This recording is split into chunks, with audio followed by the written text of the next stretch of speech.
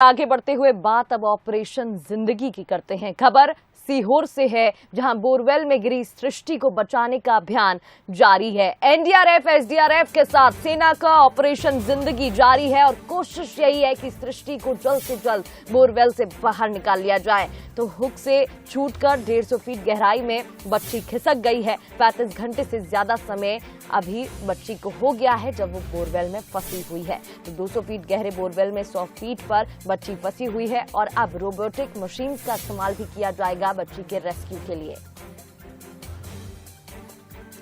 और चलिए इस खबर पर ज्यादा अपडेट लेते हैं। हमारे साथ संवाददाता सूरज शर्मा ग्राउंड जीरो पर ही मौजूद है, उनसे जानकारी लेते हैं। सूरज, तस्वीरें देखना चाहेंगे किस तरीके से जद्दोजहद की जा रही है। देखिए 2 रातें बीत चुकी हैं, लंबा वक्त, लंबा इंतजार, लेकिन कोई सफलता हाथ अभी तक नहीं लगी है। देखिए बिल्कुल इंतजार जरूर लंबा हो रहा है प्रगति, लेकिन कोशिशें भी उसी स्तर पर जारी है और लगातार जो एनडीआरएफ की टीम है, आर्मी की टीम है, वो लगातार प्रयास कर रही है कैसे सृष्टि की जिंदगी को वापस पटरी पर लाया जाए। और लगातार यही प्रयास भी किए जा रहे हैं। तस्वीरों में दिखाऊं तो देखिए ये आर्मी की टुकड़ी है, ये एक बार फिर से प्रयास कर रही है किस तरीके से फंदा लगाकर हुक के जरिए उस तक पहुंचाया जाए और उसको लेकर एक मैकेनिज्म भी तैयार किया। देखिए ये आपको समझ में आ रहा है एनडीआरएफ के हाथ में है एक जाली नुमा जो स्ट्रक्चर है वो बनाया गया है।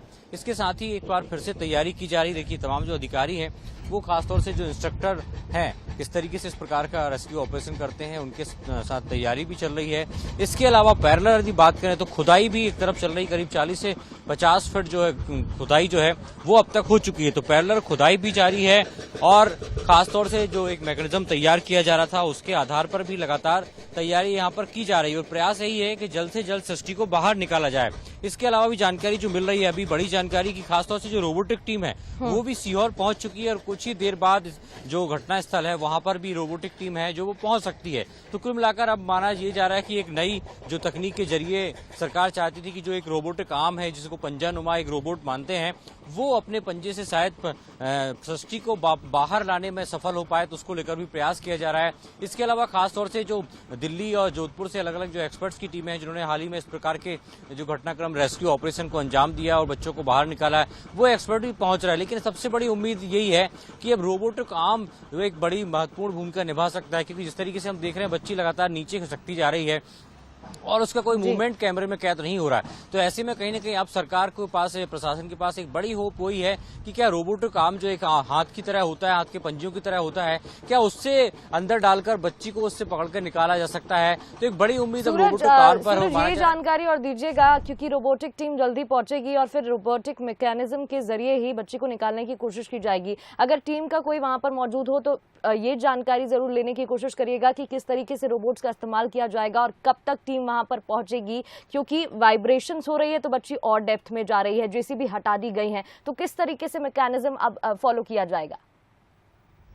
देखिए जब एक्सपर्ट की टीम आएगी तभी वो बता पाएंगे किस तरीके से मैकेनिज्म काम करेगा। लेकिन खासतौर से यही बताया जा रहा है कि पाइप या रस्सी के जरिए जो रोबोटिक पंजा है उसको जो होल है बोरवेल का उसमें डाला जाएगा और मॉनिटर के जरिए देखा जाएगा किस तरीके से ऑपरेट किया जाता है। जिस तरीके से इलेक्ट्रॉनिक डिवाइस को ऑपरेट किया जाता है, जो एसओपी सिस्टम होता है, उसी के आधार पर रोबोटिक जो पंजा है, रोबोटिक आर्म जो है उसको ऑपरेट किया जाएगा और प्रयोग वही किया जा रहा है। अभी भी देखिए यदि सर भी मैं अपने सहयोगी से कहूँ दिखाएं कैमरा, तो ये घर के जो लोग हैं वो छत पर खड़े होकर या घर के बाहर खड़े होकर इसी बात का इंतजार कर रहे हैं कि उनकी बच्ची जो है वो कब वापस आएगी, क्योंकि 36 घंटे से ज्यादा का समय हो चुका है।